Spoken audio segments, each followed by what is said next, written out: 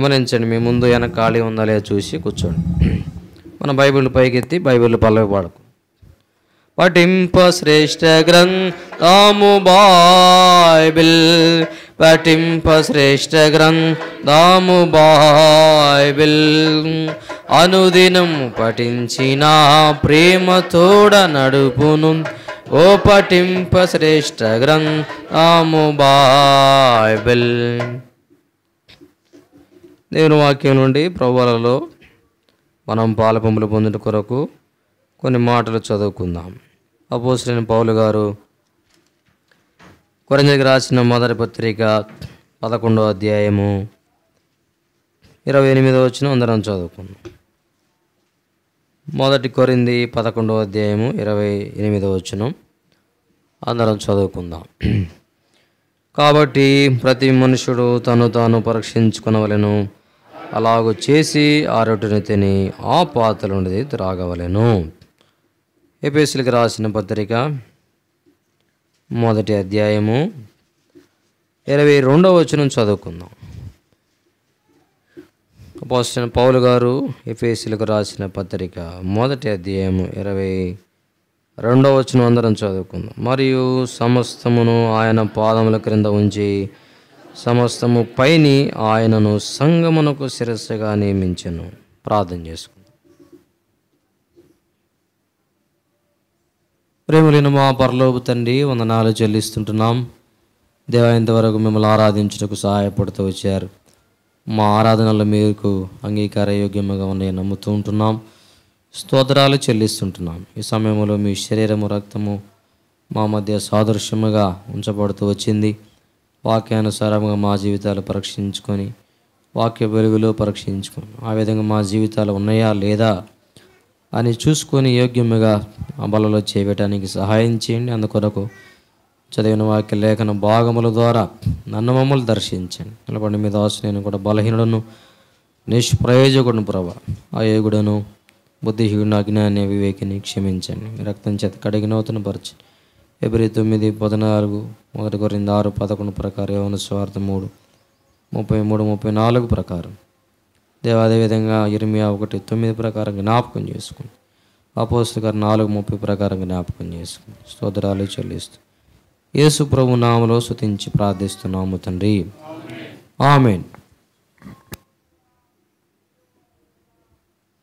ఇక్కడ మనం చదువుకున్నటువంటి లేఖన భాగములో పౌలు గారు కొరింథీలో ఉన్నటువంటి సంఘానికి రాస్తూ 11వ అధ్యాయములో ప్రతి మనుషుడు తను తాను పరీక్షించుకొనవలెను, అలాగూ చేసి ఆ రొట్టెను తిని ఆ పాత్రలో ఉండేది త్రాగవలెను. కాబట్టి ప్రభు యొక్క శరీరములో రక్తములో పాలుపొమ్ములు పొందేటువంటి మనము పరీక్షించుకున్నాక ఏం చేయాలంట?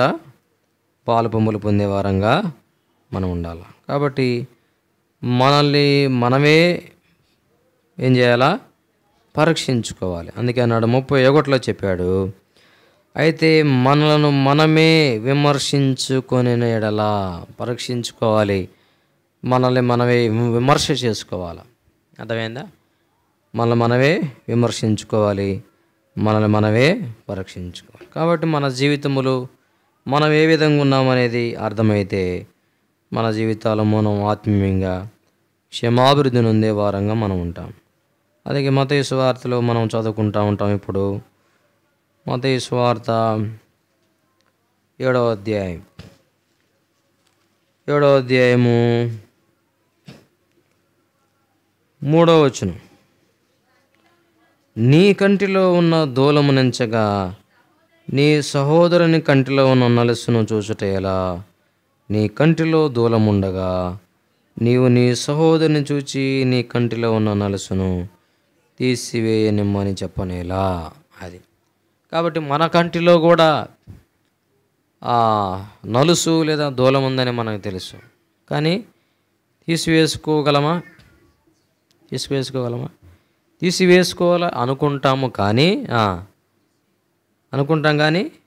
తీసివేసుకోలేము. అందుకే పౌలు గారు చెప్పాడు, రోమాలో చెప్పాడు, రోమా 8వ అధ్యాయము 7వ అధ్యాయం 19వ వచనం, 7:19 నేను చేయగోరు మేలు చేయక చాలు. కాబట్టి మనకి ఉంటుంది, అర్థమైందా? మన దూలము ఏందో, మన నలుసు ఏంటిదో, మన కంట్లో ఏముందో మనకు కూడా తెలుసు. అయితే తీసివేసుకోవాలనుకుంటాం కానీ తీసివేసుకోలేం. ఎప్పుడు తీసివేసుకోగలమంటే ప్రభు పాద సన్నిధి దగ్గరికి వెళ్ళినప్పుడు, ప్రభు పాదములు చెంత పడినప్పుడు, ప్రభువా నాలో ఏదైతే లోపం ఉన్నదో లేదా నా లోపాన్ని నాకు చూపించు, నన్ను సరిచేయి, నా బలహీనతను నాకు చూపించు, నా పొరపాట్లను నాకు చూపించు అని ఎప్పుడైతే ప్రభుపాద సన్నిధి దగ్గరికి మనం వెళ్తామో అప్పుడే మనం తీసివేసుకోగలం. అర్థమైందా? చాలామంది అంటూ ఉంటారు, ఏమని, నాకు కూడా ఉందన్నా చేయాలని కానీ చేయలేకపోతున్నా అంటారు. ఎందుకు చేయలేకపోతున్నామంటే అంతే, అది మానవ స్వభావం. అందుకే పౌలు గారు చూడండి, అపోస్తలుల కార్యం 9వ అధ్యాయం 9వ అధ్యాయము ఎన్నో వచనమంటే 11వ వచనం. అతడు, ప్రభువా ఇదిగో నేనున్నాను నేను. అందుకు ప్రభు, నీవు లేచి తిన్నని దనబడిన వీధికి వెళ్ళి యూదా అనువాని ఇంట తార్సు వాడైన సౌలు అని వాని కొరకు విచారించుము. ఇదిగో అతడు ప్రార్థన చేయుచున్నాడు. చూశారా? 1 కొరింథీ 15వ అధ్యాయంలో అంటాడు, చదవండి, ఆ మాట చదువుకుని వద్దాం. 1 కొరింథీ 15:27 అనుకుంటా, 15:9. ఏలయనగా నేను అపోస్తలులందరిలో తక్కువవాడను, దేవుని సంఘము హింసించినందున. ఎప్పుడు చెప్పాడు ఆ మాట? దీనికి ముందు ఎన్ని రాశాడు? రోమా పత్రిక రాశాడు, 1 కొరింథీ కూడా, కొరింథీలో ఉన్న సంఘాన్ని కూడా రాశాడు. అర్థమైందా? ఇప్పుడు చెప్తున్నాడు ఏమని? అన్ని మాటలు మాట్లాడిన తర్వాత ఏమంటున్నాడు? దేవుని సంఘాన్ని హింసించాను కాబట్టి అపోస్తలుడు అనబట్టానికి యోగ్యుణ్ణి. ఎప్పుడు చెప్పాడు? 3 రోజులు ఉపవాసం ఉండి ప్రార్థన చేసుకున్నాడు పౌలు. అర్థమైందా? 3 రోజులు ఏం చేశాడు? అపోస్తలుల కార్యం 9వ అధ్యాయము 11వ వచనములో తార్సు వాడైన యోదా అనువాని ఇంట. ఎక్కడంటే యోదా అనువాని ఇంట 3 రోజులు పౌలు ఉన్నాడు, సౌలు. ఆ 3 రోజులు ప్రార్థన చేసుకున్న తర్వాత దేవుని బిడ్డల్ని ఎంతగా హింసించాడో, దేవుని ఎంతగా బాధపరిచాడో, దేవుని ఎంతగా సిలువ వేశాడో, ఎంత దుఃఖపెట్టాడో, బాధ పెట్టాడో, ఇవన్నీ ప్రభువు తెలియజేశాడు. ఆ తర్వాత ఎప్పుడు కూడా తన జీవితంలో దేవునికి అవిధేయతకరంగా జీవించినట్టు మనం చూడం. అర్థమైందా? మన జీవితాల్లో కూడా మన నలుసును మనం ఎప్పుడు తీసివేసుకోగలమంటే ప్రభు పాద సన్నిధి దగ్గరికి వెళ్ళి కన్నీరు కారిస్తే వాటిని తీసివేసుకుని ప్రభు కృప మనకిస్తాడు. పేతురు కూడా వెలుపలికి వెళ్ళి సంతాపపడి ఏడ్చినని ఉంటుంది. అప్పటి నుంచి అబద్ధం చెప్పడం మానుకున్నాడు. అప్పటిదాకా అబద్ధం చెబుతున్నాడు. కోడి కూస్తుంది. కోడి కూసినప్పుడు అనుకుంటున్నాడు, అయ్యో యేసు ప్రభువారి కోసం చచ్చిపోతాను అనుకున్నానే, చచ్చిపోతానని చెప్పాను కదా, ప్రభువా ఎవరు విడిచిపెట్టినా నేను మాత్రం నేను విడిచిపెట్టానని చెప్పాను కదా, అందరూ విడిచిపెట్టినా నేను మాత్రం నీ కోసం చచ్చిపోతానని చెప్పాను కదా, మరి అబద్ధమే ఆడుతున్నాను నేను, అబద్ధం ఆడే నేను యేసు ప్రభువారి కోసం ఏం చచ్చిపోతాను అని ఆయన కూడా అనుకొని ఉండి ఉంటాడు. కానీ అబద్ధం ఆడలేకపోతున్నాడు. ఎందుకని యేసు ప్రభువారితో ఉన్నాడుగా నిద్రపోతున్నాడు, ప్రార్థన చేయట్లే ఆయన. అట్లాగే మన జీవితాల్లో కూడా మన జీవితంలో నిజమైన మార్పు ఎప్పుడు వచ్చిందంటే మోకాళ్ళ జీవితానికి వెళ్ళాలి. ప్రభుతో మన పాపములు, మన దోషములు, అపరాధములు, మనం ఎక్కడ పడిపోతున్నామో, ఎక్కడ బలహీనలో, ఏ విషయంలో బలహీనలో అవన్నీ చెప్పుకుంటే ప్రభువు మనల్ని మారుస్తాడు. అర్థమైందా? ఏదో వాక్యం వినటం వల్ల మనం మారం. ప్రసంగమే ప్రజలు మారిస్తే లోకంలో ఉన్న వాళ్ళందరూ ఎప్పుడు మారిపోవాలండి, అవునా కాదా? టీవీల్లో ఆయా సభల్లో వాక్యం వినిపించబట్టలేదా? వినిపించబడుతుంది. మరి సంఘాలు ఎందుకు ఆ రకంగా ఉన్నాయి, ప్రజలు ఎందుకు ఆ విధంగా ఉన్నారంటే ప్రభువు దగ్గర వారి పాపాలు ఒప్పుకోవట్లేదు, వారి తప్పిదములు, దోషములు, బలహీనతలు ఒప్పుకోవట్లేదు. అందుకే వారి హృదయం ఎలా ఉన్నది? కఠినపరచబడుతుంది. అందుకే అంటాడు, హృదయమును కఠినపరచుకున్నవాడు కీడులో పడును. కాబట్టి మన జీవితంలో మనం కూడా ప్రభు పాద సన్నిధి దగ్గరికి వెళ్ళి గోజాడినప్పుడు, ప్రభువా నా బలహీనతలు నాకు చూపించమన్నప్పుడు, నా అవిధేయతలు, నా దోషము, నేను ఎక్కడ తప్పిపోతున్నానో నాకు చూపించమన్నప్పుడు ప్రభు చూపిస్తాడు. వాటన్నిటిని మనం ఒప్పుకున్నప్పుడు, అందుకే అంటాడు కదా, అతిక్రమమును దాచిపెట్టువాడు వర్ధిల్లడు, వాటిని ఒప్పుకోవాలా. మొట్టమొదటిగా మోకరించాలా, నువ్వు నోరు తెరవాలా. మనం నోరే తెరవు మనం అను కదా. వ్యక్తిగతంగా ప్రార్థన చేయం, కుటుంబంగా ప్రార్థన చేసుకోము, సంఘ ప్రార్థనకు రాము. ఇంకా నోరు తెరవకపోతే ఇంక నువ్వు దేవుడి నీతో ఏం మాట్లాడతాడు? నీ హృదయంలో బరువు ఏం తగ్గిద్ది? నీ హృదయం ఏ విషయంలో నీ మీద దోషారోపణ చేస్తుందో నీకు ఎలా తెలిసిద్ది? అవునా కాదా? కాబట్టి వ్యక్తిగతంగా మనం నోరు తెరవటం అనేది చాలా ప్రాముఖ్యమైనది. కాబట్టి మనం దేవుని ఎదుట యథార్థవంతులంగా ఉంటే, దేవుని ఎదుట మనం ఒప్పుకుంటే, మనుషుల ఎదుట కూడా మనం ఒప్పుకుంటాం. అవునా కాదా? పౌలు చెప్పాడు, ఏమని అన్నాడు? కొరింథీ సంఘానికి రాస్తే ఏమన్నాడు? సంఘాన్ని హింసించాను కాబట్టి అపోస్తులు అనబట్టానికి కూడా నేను యోగ్యుడేనో కాదు. తిమోతికి రాస్తూ ఇంకొక మాట కూడా చెప్పాడు. తిమోతి రాసిన మొదటి పత్రిక 1వ అధ్యాయము 15వ వచనం.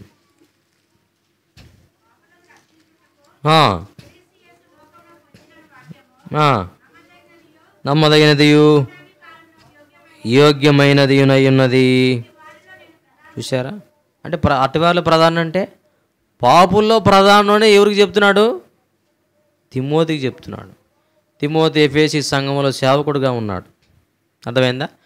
తిమోతి ఆ పౌలు యొక్క పరిచర్య ద్వారా రక్షింపబడ్డాడు. అటువంటి వ్యక్తికి పాపులు నేను ప్రధానని చెబితే మరలా వెనక్కిపోతాడేమో, అతని యొక్క విశ్వాసాన్ని నేను బలహీనపరిచినట్టయిద్దేమో, లేదా పరిచర్యలో నా కొరకు మరలా తిరిగి నాతో కలిసి రాడేమో, లేదా దేవుని సేవలో ఎనుకం చేస్తాడేమో, లోకంలో కలిసిపోతాడేమో అని అనుకోవట్లా. ఏం చేస్తున్నాడు? తన పాపాన్ని పబ్లిక్గా చెప్తున్నాడు. అర్థమైందా?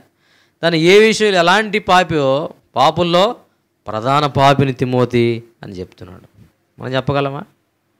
అలా చెప్పే మనసు మనకి ఎప్పుడు వచ్చిద్దంటే, మనం కూడా ఉపవాసం ఉండి మనం కూడా ప్రార్థన చేస్తే ప్రభు మన బలహీనత చూపిస్తాడు. వాటిని మన జీవితంలో ఎప్పటి కూడా ఇక మనము చేయలేము. కాబట్టి మన జీవితంలో ఆత్మీయ నష్టానికి గల కారణం ఏంటంటే, మన నలుసు మనకు కనబడకపోవటానికి గల కారణం ఏంటంటే, మనలో మోకాళ్ళ జీవితం లేదు. ప్రభువును మనం అడగట్లేదు. నోరు తెరిచి ప్రభు పాద సన్నిధిలో మనం అడిగితే, ప్రభువా నా బలహీనతలు ఏంటివి నాకు చూపిమంటే ప్రభు స్పష్టంగా చూపిస్తాడు, ఖచ్చితంగా. అర్థమైందా?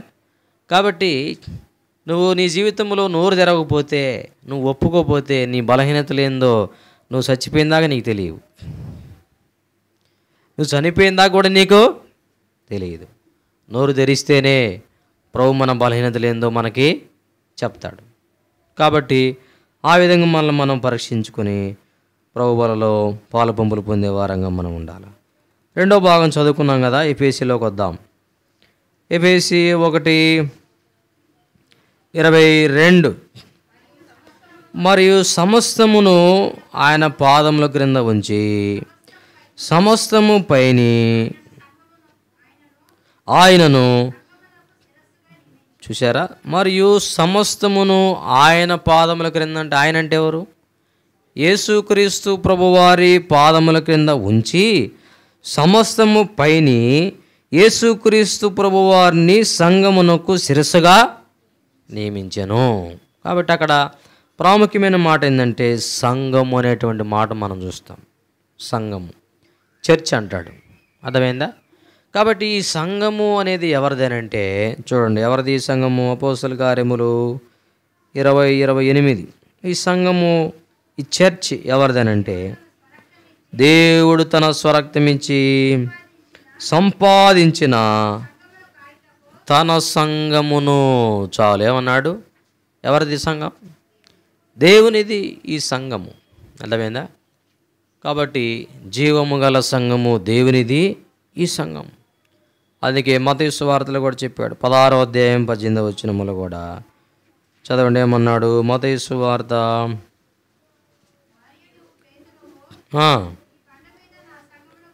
చూసారా? ఈ బండ మీద ఏ సంఘం అన్నాడు? నీ సంఘం అన్నాడా?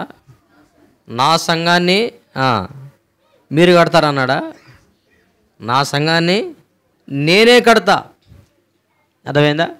కాబట్టి ఈ సంఘం ఎవరిదంటే దేవునిది. 1 తిమోతిలో కూడా చెప్పాడు, 3వ అధ్యాయము, 1 తిమోతి 3వ అధ్యాయము. మిమ్మల్ని ఎక్కువసేపు బాధ నేను ఈరోజు నుంచి తీర్మానం చేసుకున్నాను. ఏమనంటే సమయంలోపే ముగియాలని తీర్మానం చేసుకున్నాను. ఎందుకంటే ఎక్కువసేపు మీరు కూడా బాధపడకూడదు, ఎండ కింద కూర్చొని అలసిపోతుంటారు కాబట్టి. 1 తిమోతి 3వ అధ్యాయము 15వ వచనం. దేవుని మందిరములో అనగా జీవము గల దేవుని సంఘము. అర్థమైందా? కాబట్టి ఈ సంఘము అని అంటే ఏందో మనకు అర్థం అవ్వాలి ముందల. అర్థమైందా? పోయిన ఆదివారం మందిరం గురించి మనం చూసుకున్నాం. మందిరాన్ని దేవుడు మన మధ్య ఎందుకు ఉంచాడు, మందిరానికి మనకును ఉండాల్సిన సంబంధం ఏందో చెప్పుకున్నాం. అర్థమైందా? రాసుకున్నారా? ఇంటికి పోయినా చదువుకున్నారా? మందిరానికి మనకును ఉండాల్సిన సంబంధం ఏందో ఒకటి చెప్పండి. ఒక రిఫరెన్స్ చెప్పండి చాలు. మందిరానికి మనకి ఉండాల్సిన సంబంధం ఒక రిఫరెన్స్ చెప్పండి అండి. అన్నీ చెప్పాను కదా రెఫరెన్స్లు, నేను సుమారు 20-25 పైనే చెప్పాను నేను. ఒక్కటి రిఫరెన్స్ చెప్పండి, ఒక్కటి చెప్పండి చాలు. మందిరానికి మనకి ఉండాల్సిన సంబంధము అది మొట్టమొదటి చెప్పామన్నా.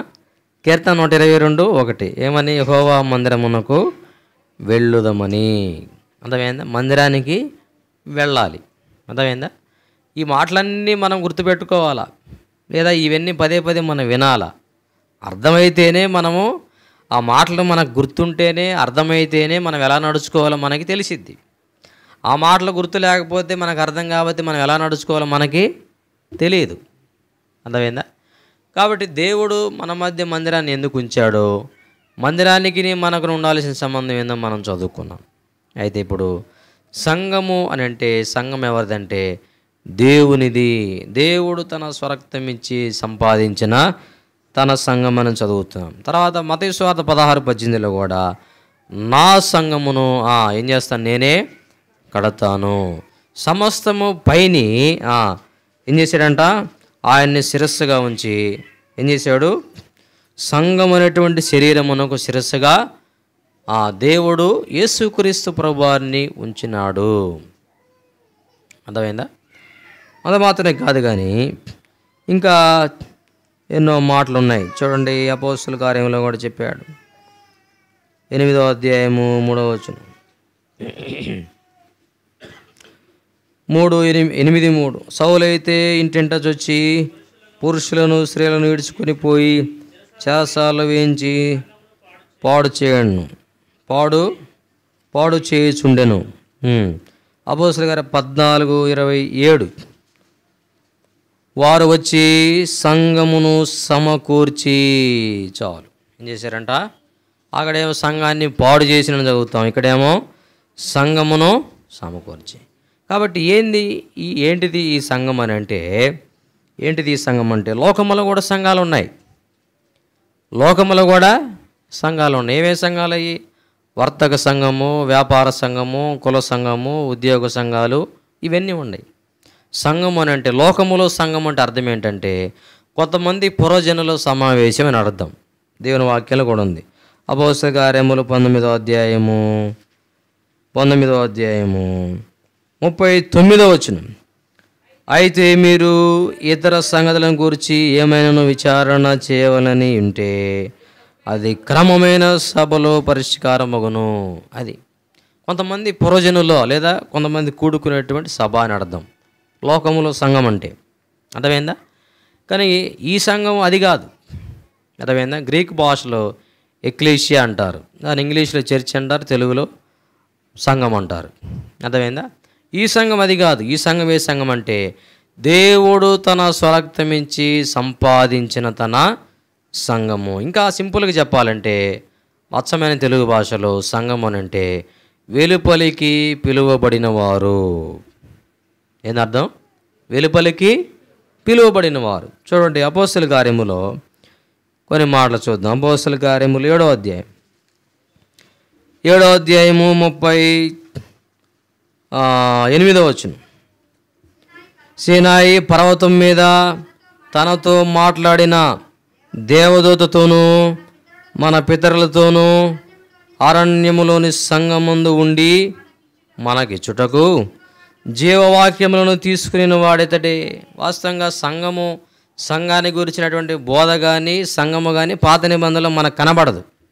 అర్థమైందా? సంఘాన్ని గురించినటువంటి బోధ అనేది కొత్త నిబంధనకు సంబంధించింది. వాస్తవంగా యేసుక్రీస్తు ప్రభువారు శరీరముతో ఈ లోకములో ఉన్నప్పుడు కూడా సంఘం ఉద్భవించలా, సంఘం పుట్టలా. ఎప్పుడు పుట్టింది? యేసుక్రీస్తు ప్రభువారు పునరుద్ధరణై 40 దినాలు అనేక మంది కనబడి పరలోకమునకు ఆరోహణమైపోయిన తర్వాత మీకు వాగ్దానము చేయబడేటువంటి ఆదరణకర్తను పరిశుద్ధాత్మ దేవుణ్ణి మీ మధ్యకి పంపిస్తానని చెప్పిన తర్వాత 120 మంది మేడగదిలో వాళ్ళు ఏక మనసుతో కూడి ప్రార్థన చేస్తూ ఉన్నప్పుడు పరిశుద్ధాత్మ దేవుడు వారి మధ్యకి దిగి వచ్చినప్పుడు అప్పుడు సంఘం ఉద్భవించింది. పెంతెకొస్తు దినాన, పండగ దినాన. అర్థమైందా? యేసుక్రీస్తు ప్రభువారు శరీరంతో ఉన్నప్పుడు కూడా సంఘం లేదు. కానీ సంఘాన్ని గురించి ముందుగానే ప్రభువు గుర్తెరిగిన వాడై సంఘాన్ని గురించి మత్తయి సువార్త 16:18 పలికాడు. ఏమని? పేతురు ఈ బండ మీద నా సంఘమును కట్టుదును అనేటువంటి మాటలు పలికినాడు. అయితే సంఘాన్ని గురించినటువంటి కొన్ని ఛాయలు ముంగుర్తులు పాత నిబంధనలు ఉన్నాయి. అర్థమైందా? అంటే పోలికలు పాత నిబంధనలు ఉన్నాయి. కాబట్టి సంఘం అని అంటే ఏంటంటే వెలుపలికి పిలువబడిన వారు. అందుకే స్టెఫను కూడా ప్రసంగం చేస్తూ అపోస్తలుల గారు 7వ అధ్యాయం 38వ వచనములో ఏమన్నాడు? అరణ్యములోని సంఘం అన్నాడు. ఎప్పుడు అరణ్యములోని సంఘం అంటే ఇశ్రాయేలు ప్రజలు 430 ఏళ్ళు ఐగుప్తు బానిసత్వములు ఉండి దేవుడు వారిని బయటికి రప్పించిన తర్వాత అరణ్యములో వారు ప్రయాణము చేస్తూ ఉన్నప్పుడు ఏమన్నాడు స్టెఫను? అరణ్యములోని సంఘం అన్నాడు.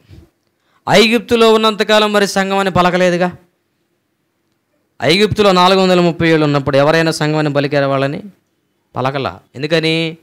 ఎందుకంటే ఐగుప్తు అనేది పాపానికి బానిసత్వానికి సాదృశ్యం. అది ఐగుప్తు లోకానికి సాదృశ్యం. ఐగుప్తు శరీరాశకు ఇహలోక కోరికలకు సాదృశ్యంగా ఐగుప్తు ఉన్నది.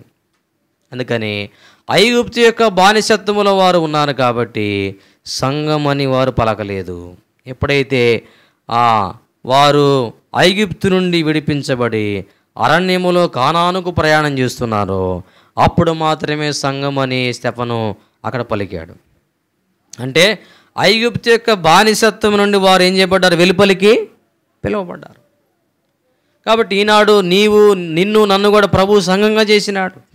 అర్థమైందా? ఆయన యొక్క సంఘం అనేటువంటి శరీరములో నేను ఒక అవయవంగా ఉన్నాం. అర్థమైందా? నిన్ను నన్ను ప్రభువు ఒక అవయవంగా చేసినాడు. తన శరీరంలో ఒక అవయవంగా ఉంచినాడు. ఈ సంఘం అనేది ఆయన శరీరము. నేనే ఆ సంఘము. నేనుగా సంఘంగా పిలువబడుతున్నాం, మంచిదే. కానీ వెలుపలికి పిలువబడ్డ అనుభవం మనకున్నదా? అర్థమైందా? అందుకే పేతురు రాస్తుంటాడు 1 పేతురు 2:9 ఆ మాట చెప్పాడు. చదవండి. 1 పేతురు. చీకటిలో నుండి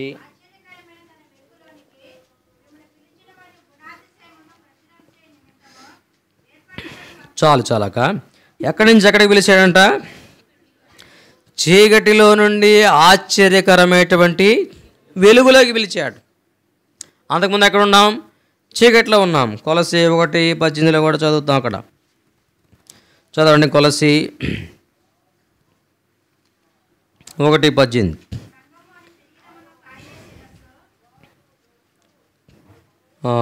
ఒక నిమిషంగా. కొలసి 1:13. ఆయన మనలను అంధకార సంబంధమైన అధికారముల నుండి విడుదల చేశాడు. ప్రకటన 1:6 కూడా అంటాడు, ఆయన మనల్ని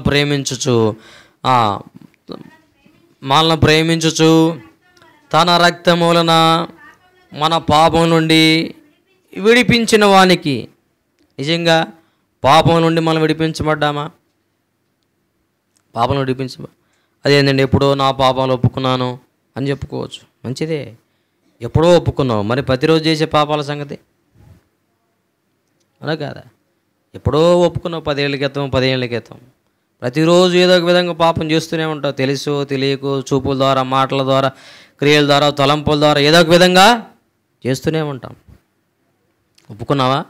అందుకే అంటాడు, ప్రకటనలో చెప్పాడు, చదవండి 2వ అధ్యాయము, ప్రకటన 2వ అధ్యాయము 5వ వచనం. నీవు ఏ స్థితిలో నుండి పడితివో జ్ఞాపకము చేసుకుని. అప్పుడెప్పుడో మారు మనసు పొందాను, మళ్ళీ మారు మనసు పొందమంటవేందయ్యా? అదవేందా? మారు మనసు ఏమంటే మన పాపముల విషయమై పొందే మారు మనసు వేరు. రక్షింపబడిన తర్వాత మారు మనసు పొంది ఇహలోక యాత్రలు కొనసాగిపోతున్నప్పుడు, మనము పడిపోయినప్పుడు పొందే మారు మనసు మరలా అది వేరు. అదవేందా?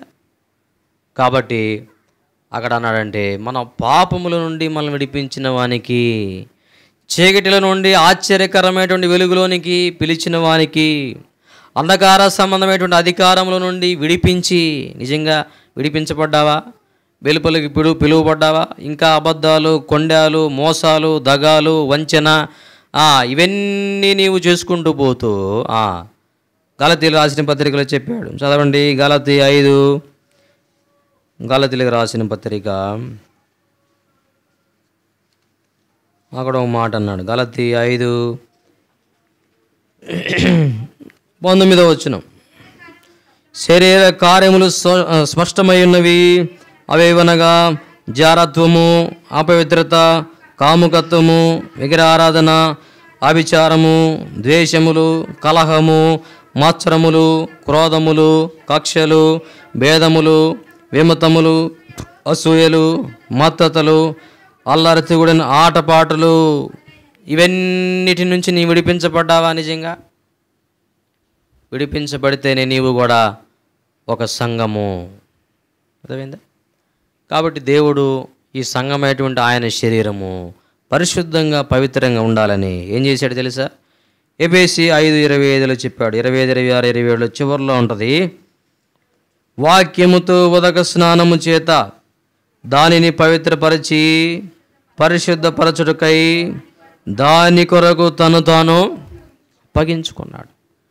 ఈ సంఘము పరిశుద్ధంగా, పవిత్రంగా, మత్సరము, కుళ్ళు, ద్వేషము, అసూయలు, అభిచారములు ఇవన్నీ కూడా లేకుండా ఉండాలని ఏం చేశాడంట? అప్పగించుకున్నాడు. కాబట్టి ఈ ఉదయకాలపు వేళలో నీవు నేను నిజమైన సంఘమేనా? వెలుపలికి పిలువబడిన వారమేమా?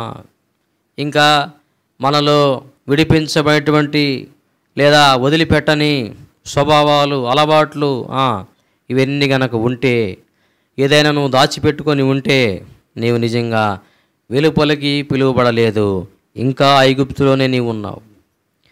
ఇంకా ఆ మాటలు, ఆ తలంపులు, అసూయలు, కక్షలు, ద్వేషములు, మత్సరములు ఇవన్నీ నీలో ఉంచుకొని నీవు శరీర స్వభావంగా జీవిస్తుంటే నీవెవరివి?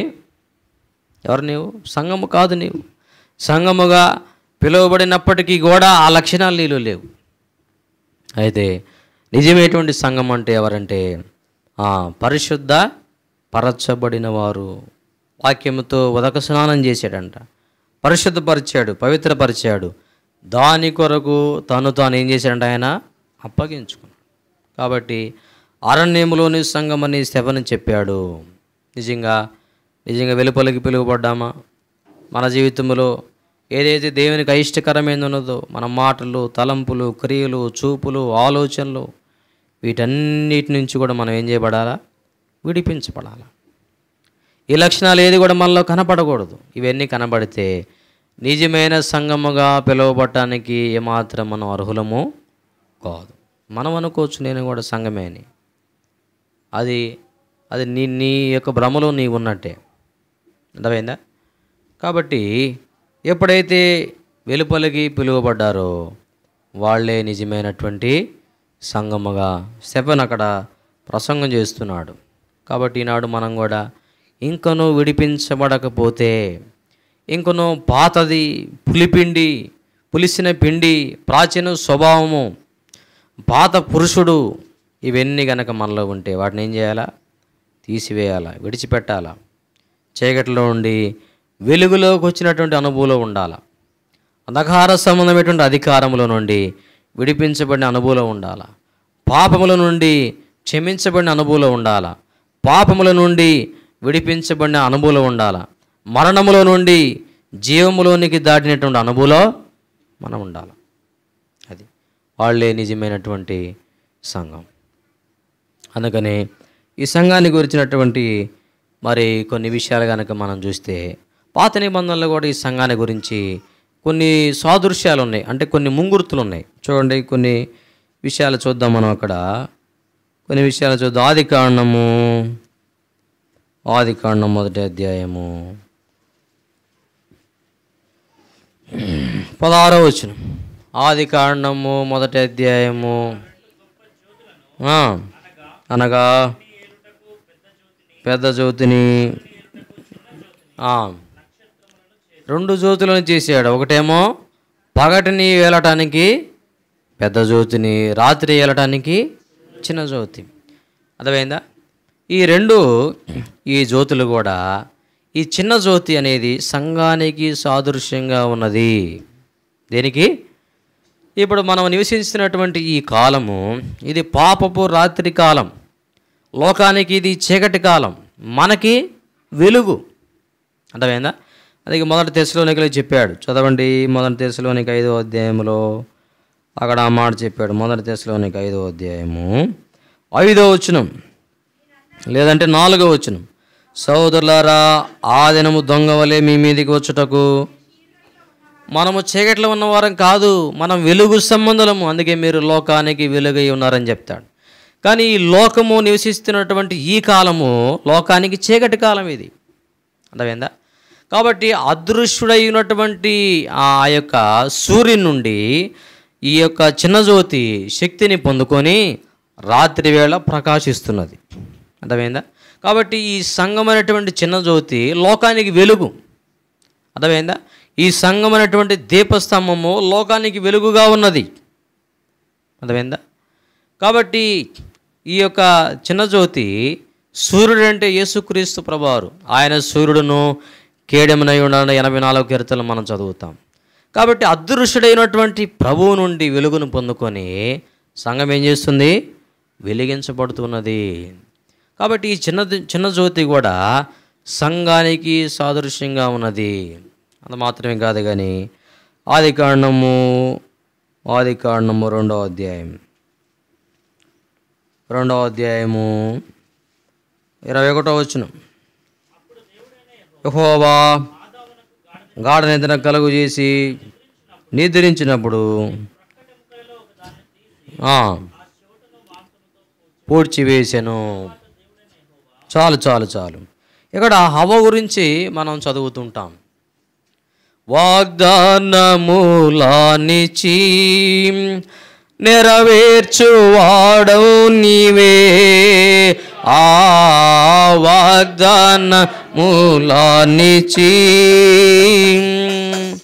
నెరవేర్చువాడవు నీవే, నమ్మకమైన దేవా నన్ను కాపాడువాడవు నీవే, నమ్మకమైన దేవా నన్ను కాపాడవు నీవే, ప్రభువా నిన్ను కొనియాడేదన్. హల్లెలూయా పాడేదా, ప్రభు నిన్ను కొనియాడేదన్. హల్లెలూయా పాడేదా, ప్రభు నిన్ను కొనియాడేదన్. ఇంత ఎండ కాస్తున్నా, ఇంత ఉడకపోతున్నా కానీ కొంతమంది ఆన్ డ్యూటీలోనే ఉన్నారు. మరి వాళ్ళకి నిద్రెట్ట వచ్చిందో మనకు అర్థం కాదు. అంటే అది దేవుడిచ్చిన వరం, ఇంక మనం ఏం చేయలేం, క్వశ్చన్ కూడా చేయలేం మనం. అర్థమైందా? ఇంకా వాళ్ళకి వస్తూ ఉంటుంది అట్లా నిద్ర, అవునా కాదా? కాబట్టి ఇక్కడ హవ్వ గురించి మనం చూస్తే హవ్వ కూడా సంఘానికి సాదృశ్యంగా ఉన్నది. ఆదాము యొక్క పెండ్లి భార్య అయినటువంటి హవ్వ సంఘానికి సాదృశ్యంగా ఉన్నది. యేసుక్రీస్తు ప్రభువారు పెండ్లి కుమారుడు. ఈ సంఘమైనటువంటి వధువు ఆయన యొక్క పెండ్లి కుమార్తె. యోహాను సువార్త 3వ అధ్యాయంలో యోహాను ఆ మాట చెప్పాడు. 3వ అధ్యాయము 29వ వచనం, 3:29. పెండ్లి కుమార్తె గలవాడు చాలు. పెండ్లి కుమార్తె గలవాడు ఎవరు? యేసుప్రభువారే. ఈ సంఘమైనటువంటి వధువుని వివాహం ఆడటానికి ఒకనాడు రానై ఉన్నాడు ఆయన. ఆల్రెడీ ఈ సంఘముతో ఆయనకు ఏమైపోయింది? ఎంగేజ్మెంట్ అయిపోయింది. అర్థమైందా? ఎప్పుడైతే మనం రక్షింపబడ్డామో, బాప్తీసం తీసుకున్నామో, నీటి బాప్తీసంలో సాక్ష్యం ఇచ్చామో, ఆయన కుమారులను కుమార్తెలు వేయామో, సంఘములో అంగముగా చేయబడ్డామో, ఆయనతో మనకి ఎంగేజ్మెంట్ అయిపోయింది. అయితే ఎప్పుడైతే ప్రభు మన కొరకు రానై ఉన్నాడు, ఎత్తపడతామో, అప్పుడు ఆ మధ్యాకాశములో ఆ యొక్క 7 ఏళ్ళు శ్రమల కాలంలో పెండ్లి విందులో ప్రభుతో కూడా మనము ఉంటాం. అందుకే ప్రకటన గ్రంథం 19 అంటాడు, ఆయన భార్య తను తాను సిద్ధపరచుకుని ఉన్నది. ప్రకటన 19, 5, 6, 7, 8 వచనాలు అంటాడు. కాబట్టి హవ్వ కూడా సంఘానికి ముంగుర్తుగా ఉన్నది. అర్థమైందా? ఆదాము యొక్క పెండ్లి భార్య అయినటువంటి హవ్వ సంఘానికి ముంగుర్తుగా ఉన్నది. ఎలా ముంగుర్తుగా ఉన్నదంటే కొన్ని విషయాలు మనం చూద్దాం. చూడండి, మొట్టమొదటిగా హవ్వ ఆదాములో నుండి ఎంపిక చేయబడింది. ఎట్లా? ఆదాములో నుండే హవ్వ వచ్చింది, ఆదాము లేకుండా హవ్వ రాల. అట్లాగే ఈ సంఘము కూడా యేసుక్రీస్తు ప్రభువారిలో నుండి ఎంపిక చేయబడింది. క్రీస్తు ప్రభువారు లేకుండా సంఘం లేదు. ఎందుకనంటే ఆయన తన స్వరక్తాన్ని ఇచ్చి సంపాదించాడు కాబట్టి, రక్తాన్ని కార్చాడు కాబట్టి, ఎప్పుడైతే మనం ఆయన పాదముల చెంతకు పోయి ప్రభువా నా పాపము క్షమించుము, నీ రక్తం చేత కడుగుము, నూతనపరచుమని అడుగుతామో అప్పుడే మనము సంఘములో చేర్చబడినట్టు, అప్పుడే మనం సంఘముగా ధృవీకరించబడతాం. అట్లాగే ఆదాములో నుండి హవ్వ ఏం చేయబడిందంట? ఎంపిక చేయబడినట్లుగా సంఘము కూడా క్రీస్తులో నుండి ఎంపిక చేయబడింది. అర్థమైందా? అంత మాత్రమే కాదు కానీ దేవుడు, చదవండి ఆదికాండము 2వ అధ్యాయము, ఇందా చదివాం 21వ వచనము. యెహోవా ఆదామునకు గాఢ నిద్ర కలుగుచేసి, దేవుడు ఆదాముకు గాఢ నిద్ర కలుగుచేసి ఆదాము యొక్క ప్రక్కటెముకలో నుండి హవ్వను తయారు చేశాడు. అర్థమైందా? అట్లాగే సంఘము కూడా యేసుక్రీస్తు ప్రభువారి యొక్క మరణము వలన ఉనికిలోనికి వచ్చింది. యేసుక్రీస్తు ప్రభువారు కలువరి శిలువలో చనిపోకపోతే నీకు నాకు రక్షణ లేదు, నీకు నాకు రక్షణ లేకపోతే మనం సంఘంలో చేర్చబడము, సంఘంలో చేర్చబడకపోతే నీవు నేను ఆయన శరీరముగా మనము పిలువబడము. అర్థమైందా? కాబట్టి హవ్వ ఏ విధంగా ఆదాము యొక్క ప్రక్కటెముకలో నుండి తీయబడిందో అదేవిధంగా సంఘము కూడా యేసుక్రీస్తు ప్రభువారి యొక్క మరణము వలన ఉనికిలోనికి వచ్చింది. మూడవదిగా హవ్వ ఆదాములో ఒక ఎముక, ఆదాములో మాంసము. అలాగే సంఘము కూడా యేసుక్రీస్తు ప్రభువారి యొక్క ఎముక, యేసుక్రీస్తు ప్రభువారి యొక్క మాంసం. అంత మాత్రమే కాదు కానీ హవ్వ ఆదాముకి ఏ విధంగా పెండ్లి భార్యగా బహుకరించబడిందో అలాగే ఒకానొక దినాన ప్రభు రాకడ సమయంలో మనం కూడా పరిపూర్ణమైన వారంగా ప్రభువుకి సమర్పించబడే వారంగా ఉంటాం, బహుకరించబడే వారంగా ఉంటాం. అర్థమైందా? కాబట్టి ఈ విధంగా హవ్వ సంఘానికి ముంగుర్తుగా ఉన్నది. చిన్న జ్యోతి కూడా సంఘానికి ముంగుర్తుగా ఉన్నది. ఈ హవ్వ కూడా కాకుండా ఇంకా 2 స్త్రీలు ఉన్నారు. ఇస్సాకు భార్య అయినటువంటి రెబ్కా కూడా సంఘానికి సాదృశ్యంగా ఉన్నది. ఇస్సాకు యేసుక్రీస్తు ప్రభువారికి సాదృశ్యంగా ఉంటాడు. ఇస్సాకును చేరవచ్చినటువంటి రెబ్కా సంఘానికి సాదృశ్యంగా ఉన్నది. అంత మాత్రమే కాదు కానీ ఆదికాండం 41వ అధ్యాయంలో యోసేపు భార్య అయినటువంటి ఆసెనతు కూడా సంఘానికి సాదృశ్యంగా ఉన్నది. చూడండి, ఆదికాండము 41వ అధ్యాయం 41, 45. మరియు ఫరో యోసేపునకు జప్నత్వనేహు అను పేరు పెట్టి అతనికి ఓను యొక్క యాజకుడైన పోతీఫెర కుమార్తెకు ఆసెనతు ఇచ్చి పెండ్లి చేశాను. యోసేపు యేసుక్రీస్తు ప్రభువారికి సాదృశ్యంగా ఉన్నాడు. ఆసెనతు అన్యజాతి స్త్రీ. ఈనాడు యూదులు కానివారు, అన్యజనాంగమైన వారు యేసుక్రీస్తు ప్రభువారిలో విశ్వాసం ఉంచి ఏ విధంగా ఆయన సంఘములో అంగముగా చేయబడ్డారో అదే విధముగా అన్ని జనాంగం అందరం కూడా ఈనాడు అన్ని జనులందరూ కూడా యేసుక్రీస్తు ప్రభువారి విశ్వాసం ఉంచడం ద్వారా ఆయన సంఘముగా చేయబడతారు. అదేవిధంగా ఆసినత్తు కూడా అన్యజాతి స్త్రీ కాబట్టి ఆమె యూదురాలు కాదు. అర్థమైందా? అదేవిధంగా యేసుక్రీస్తు ప్రభువారికి సాదృశ్యంగా ఉన్నటువంటి యోసేపుని చేరవచ్చింది కాబట్టి ఆమె కూడా సంఘానికి సాదృశ్యంగా ఉన్నది. అది మాత్రమే కాదు, కానీ చివరిగా మనం చూస్తే హానోకు కూడా సంఘానికి సాదృశ్యంగా ఉన్నాడు. హానోకు దేవునికి ప్రతిష్ఠించబడినటువంటి వ్యక్తిగా దేవునికి సంఘానికి సాదృశ్యంగా ఉన్నాడు. చూడండి, ఆదికాండము 5వ అధ్యాయం. ఆదికాండము 5వ అధ్యాయము 22వ వచనం. కనిన తర్వాత 300 ఏండ్లు దేవునితో నడుచుచు, చాలు, హానోకు దేవునితో నడిచినవాడు, దేవునికి ఇష్టడుగా ఉన్నవాడు, దేవునితో సమ్మతిపడి దేవునితో సమ్మతి కలిగి దేవునితో నడిచినవాడు. ఈ హానోకు కూడా సంఘానికి సాదృశ్యంగా ఉన్నాడు. ఎలాగంటే హానోకు జలప్రళయము కంటే ముందే ఏం చేయబడ్డాడు? దేవుని చేత కొనిపోబడ్డాడు. అర్థమైందా? జలప్రళయంలో హానోకు లేడు. చదవండి, ఎబ్రీయులకు రాసిన పత్రిక 11వ అధ్యాయం, ఎబ్రీ 11:5 వచనం. విశ్వాసను బట్టి హానోకు మరణము చూడకున్నట్లు కొనిపోబడెను. కొనిపోబడక మునుపు చాలు. చూసారా? హానోకు జలప్రళయములో లేడు. జలప్రళయము కంటే ముందే దేవునికి ఇష్టడుగా ఉండి దేవునితో నడిచి ఏం చేయబడ్డాడు? ఆయన కొనిపోబడ్డాడు. అర్థమైందా? అదేవిధంగా నీవు నేను కూడా సంఘం అనేటువంటి నీవు నేను, ప్రభు ఒకనాడు మధ్యాకాశానికి వచ్చినప్పుడు ఆ కడబోరం మ్రోగినప్పుడు సంఘం అనేటువంటి నిన్ను నన్ను కూడా ఆ 7 ఏండ్లు మహాశ్రమల కాలములో ఈ భూలోకంలో మనం ఉండకుండా మనల్ని కొనిపోతాడు. ఎత్తబడినటువంటి సంఘం ఎక్కడ ఉంటుందంటే 7 సంవత్సరాలు మధ్యాకాశంలో ఉంటుంది. 7 ఏళ్ళు భూమి మీద శ్రమలు ఉంటాయి, మహాశ్రమలు ఉంటాయి. అయితే ఎత్తబడిన సంఘము ఎవరైతే సిద్ధపాటు కలిగి దేవునికి ఇష్టముగా ఉండి హానోకు వలె దేవునితో నడుచుచు హానోకు వలె ఎత్తబడిన గుంపులో ఉంటారో వాళ్ళు ప్రభువుతో కూడా పెండ్లి విందులో ఉంటారు. అది అంటే ఈ శ్రమల కాలం కంటే ముందే దేవుని సంఘమైనటువంటి నీవు నేను, దేవునికి ఇష్టముగా ఉన్నవారు, దేవునితో నడిచేవారు శ్రమల్లో ఉండరు. అర్థమైందా? ఎవరైతే దేవునితో నడవరో, దేవునికి ఇష్టలుగా ఉండరో వాళ్ళే శ్రమల్లో ఉంటారు. శ్రమలు, మహాశ్రమలు. కాబట్టి హానోకు కూడా ఆ యొక్క సంఘానికి ముంగుర్తుగా ఉన్నాడు, సాదృశ్యంగా ఉన్నాడు. కాబట్టి సంఘమైనటువంటి నీవు నేను కూడా ఆ యొక్క శ్రమల కాలములో మనం ఉండము. శ్రమల కాలంలో మనకు ఉండకుండా సంఘంగా మనము ఎత్తబడే వారంగా ఉంటాం.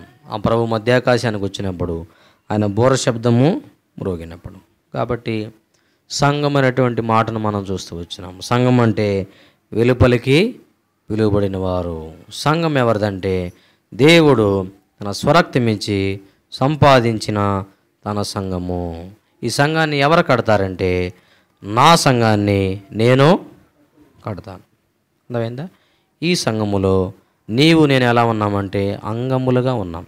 రోమీయులకు రాసిన పత్రిక 12వ అధ్యాయం చదవండి. రోమా 12 4-5 వచనాలు. ఒక్క శరీరములో మనకు అనేక అవయవములు ఉండినను ఈ అవయవములన్నిటికీ ఒక్కటే పని ఎలాగ ఉండదో అలాగే అనేకులమైన మనము క్రీస్తులో ఒక శరీరముగా ఉండి ఒకరికొకరము ప్రత్యేకముగా అవయవములై ఉన్నాము. అర్థమైందా? మనందరం కూడా క్రీస్తు ప్రభువులో ఒక శరీరంగానే ఉన్నాము, కానీ ఒక్కొక్క అవయంగా ఉన్నాం. శరీరంలోనే ఉన్నాం, కానీ నీకు అప్పగించిన పని వేరు, నాకు అప్పగించిన పని వేరు. నువ్వు చెయ్యివైతే నేను కాలుని, నువ్వు కన్నువైతే నేను కనురెప్పను. ఆ విధంగా ప్రభు యొక్క శరీరంలో ఒక్కొక్క అవయవముగా మనం ఉన్నాము. అది అర్థమైందా? కాబట్టి ఈ సంఘములో, ఈ చర్చిలో నీవు నేను ఈ విధంగా ఉండాలి. ఈ సంఘం అనేటువంటి ఆయన శరీరములో నిన్ను ఒక అవయంగా పెట్టినాడు. మొట్టమొదటిగా నీకు అప్పగించిన పని ఏందో నువ్వు తెలుసుకోవాలి. నీకు చాపలేసే పని ఇచ్చాడా, నువ్వు ఆ పనే చెయ్యి.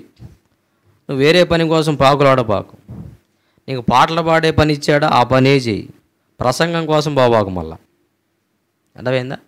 అసలు దేవుని ఇంటిలో ఈ సంఘం అనేటువంటి ఆయన శరీరములో, ఈ చర్చిలో దేవుడు నీకు అప్పగించిన పని ఏంటి? అర్థమైందా? అది నువ్వు తెలుసుకోకపోతే నువ్వు ఎప్పటికీ నీ జీవితంలో ఆత్మీయంగా నువ్వు క్షేమాభివృద్ధిని పొందలేవు నువ్వు. అర్థమైందా? అందుకంటాడు సంఘము నానాటికి క్షేమాభివృద్ధి నొందుచు అని అంటాడు అపోస్తల కార్యములు. ఎప్పుడు క్షేమాభివృద్ధి నొందింది? ఈ సంఘమైనటువంటి శరీరములో అసలు నువ్వు ఏ అవయవంగా ఉన్నావు?